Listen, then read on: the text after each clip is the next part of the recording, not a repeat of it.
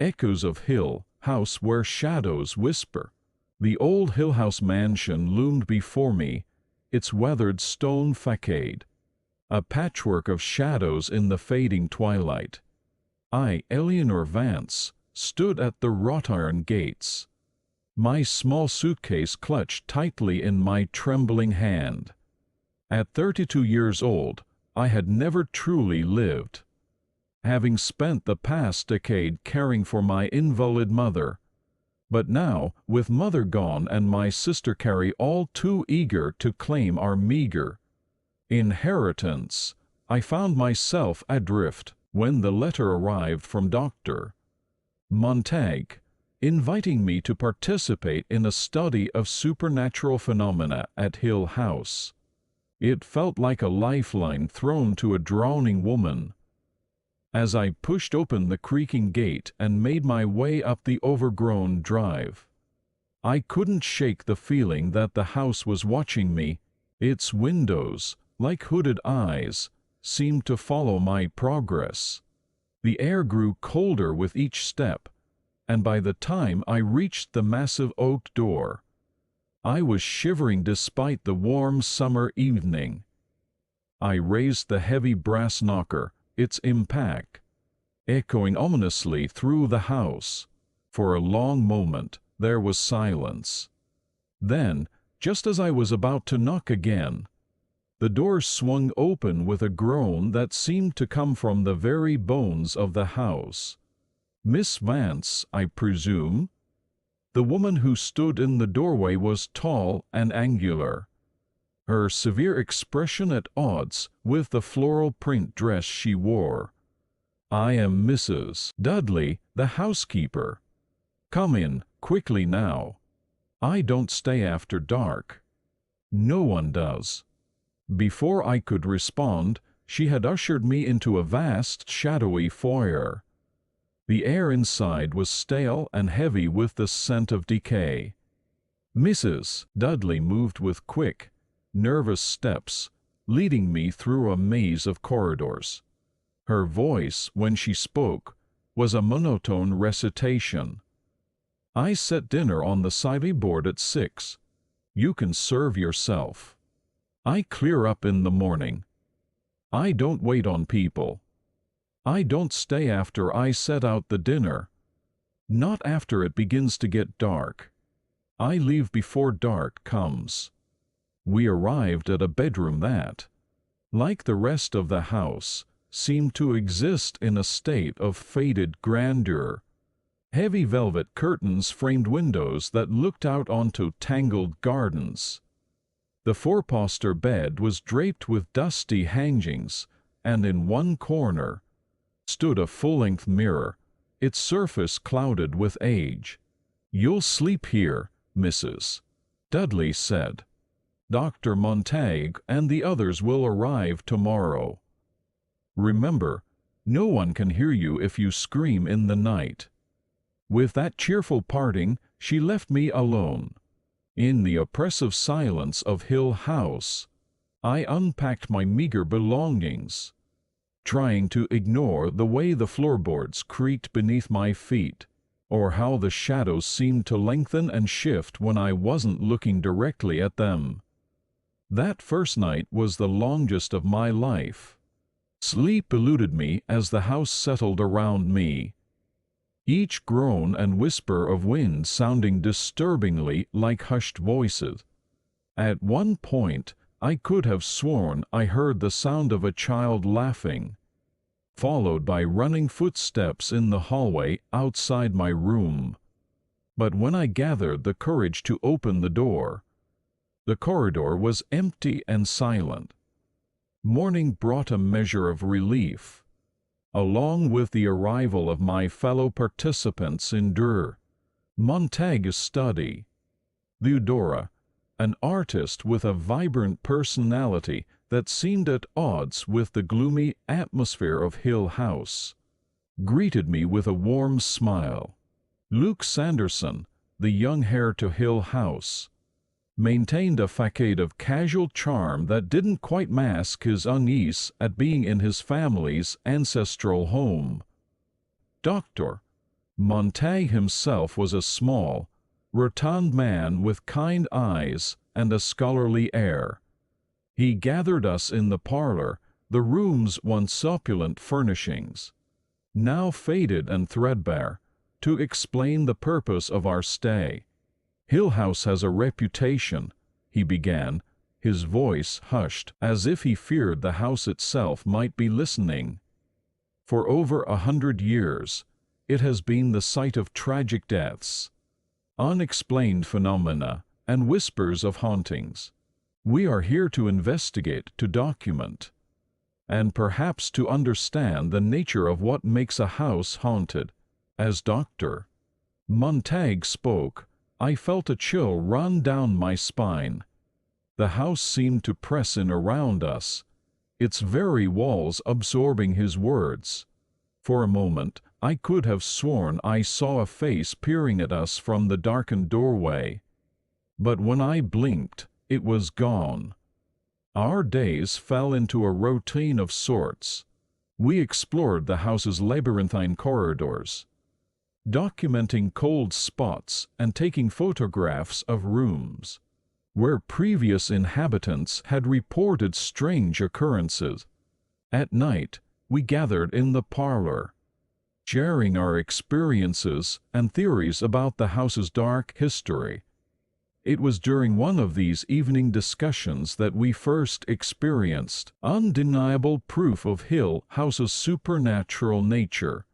We were seated around the fireplace, the flames casting flickering shadows on the walls, when a thunderous bang echoed through the house. It sounded as if something massive was throwing itself against the walls. Moving from room to room with impossible speed, Theodora clutched my hand, her face pale with fear. Luke jumped to his feet, his earlier bravado evaporating in an instant. Dr. Montague, to his credit, remained calm, though I could see beads of sweat forming on his brow. "Stay together," he cautioned as the banging grew louder, now accompanied by what sounded like maniacal laughter.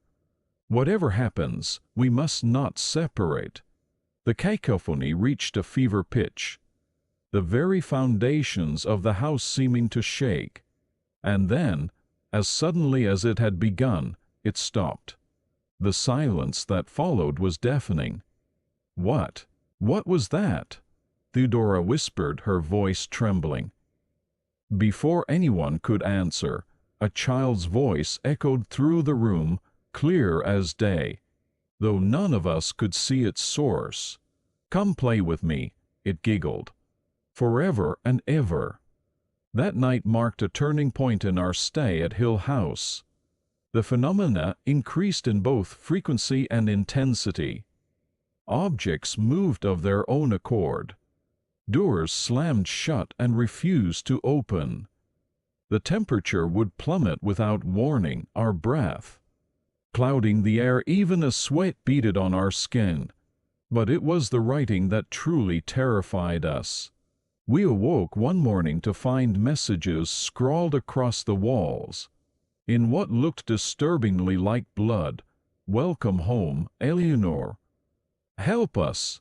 You can't leave." I found myself drawn deeper into the house's mysteries. At times, I felt as if the house was speaking directly to me, calling me to join it. I would find myself standing in unfamiliar rooms, with no memory of how I'd gotten there, or wake from vivid dreams of a family living in Hill House, their laughter turning to screams as the house consumed them. Theodora noticed my increasing obsession, and tried to pull me back from the brink. "Nell," she'd say, her eyes filled with concern, "this place isn't good for you.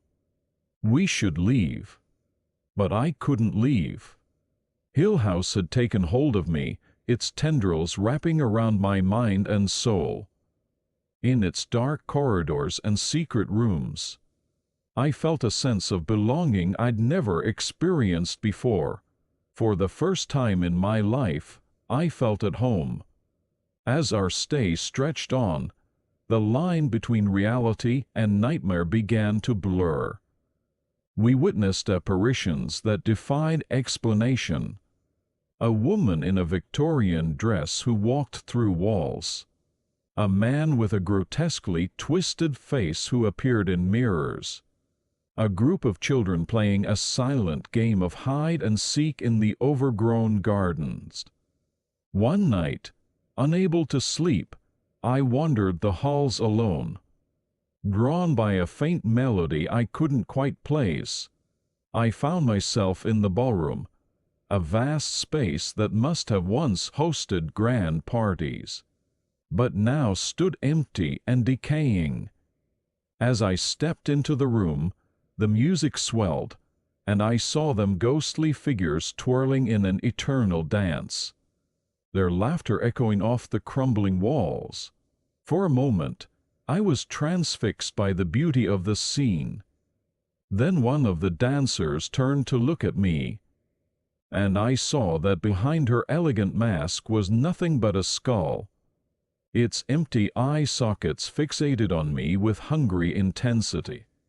I fled, my heart pounding, only to find myself lost in a part of the house I'd never seen before. The corridors twisted and turned, defying all logic and architectural possibility. I ran until my lungs burned, the sound of bony feet clicking on hardwood floors always just behind me. When I finally found my way back to my room, I was changed. I could feel the house's presence more strongly than ever, its whispers a constant susurration in the back of my mind. It wanted me. I realized. It had chosen me. Dr. Montag and the others grew increasingly worried about my state of mind. They spoke in hushed tones when they thought I couldn't hear, debating whether to end the experiment early. But it was too late. Hill House had no intention of letting me go. The final night of our stay, the house unleashed its full fury. It started with the sound of every door in the house slamming shut simultaneously, the noise like a thunderclap that shook dust from the ceiling. Then came the voices, hundreds of them, screaming, pleading, laughing maniacally. The temperature plummeted, frost forming on the windows, even as the fireplace roared to life of its own accord. We huddled together in the parlor, watching in horror as objects flew across the room, smashing against walls. The portraits on the walls began to bleed, dark liquid, oozing from the eyes and mouths of long-dead Crane family members. And through it all, I felt a sense of exhilaration. This was Hill House revealing its true nature, and I was a part of it. When a door appeared in the middle of the room, ornate and inviting where moments before there had been only a blank wall, I knew it was for me. "Eleanor, no!" Theodora screamed as I approached the door. But her voice seemed to come from very far away. I placed my hand on the doorknob, feeling the house's approval thrumming through me. This was where I belonged. This was home. As I turned the knob, I caught one last glimpse of my companion's Dr. Montag's face pale with terror, Luke frozen in disbelief, Theodora reaching out to me with tears streaming down her face. Then the door swung open, revealing a swirling vortex of shadows and whispers. I stepped through without hesitation, and Hill House welcomed me into its embrace. The door slammed shut behind me, cutting off the screams of my friends. In that moment, I ceased to be Eleanor Vance and became one with the house, a part of its eternal, hungry soul. From that day forward, Hill House stood, as it always had, a brooding presence on its lonely hill. But now, visitors would sometimes catch a glimpse of a woman in the windows, her pale face watching them with a mixture of longing and malice. Some swore they could hear her voice on the wind, calling them to join her in the house's dark embrace. For Hill House was not sane, and those who entered it risked losing not just their lives, but their very souls to its insatiable hunger. And at its heart, Eleanor waited, forever at home in the shadows, ready to welcome new victims to share in Hill House's dark eternity. Years passed, and Hill House's reputation grew. It became a local legend, a place dared teens would dare each other to approach on Halloween nights. Paranormal investigators and thrill-seekers would occasionally venture inside, drawn by the promise of encountering genuine supernatural phenomena. Few left unscathed, and some didn't leave at all. Dr. Montague published his findings, a dry academic paper that hinted at the horrors he'd witnessed but couldn't fully convey the true nature of Hill House. Theodora threw herself into her art, creating haunting paintings that captured fragments of their experience. Luke Sanderson, unable to bear the weight of his family's cursed legacy, signed the property over to a historical society and vanished from public life. But Hill House remained, a cancer on the landscape, feeding on the fear and fascination it inspired in those who knew its story. And within its walls, Eleanor danced with the shadows, her laughter mingling with the whispers of 100 tormented souls.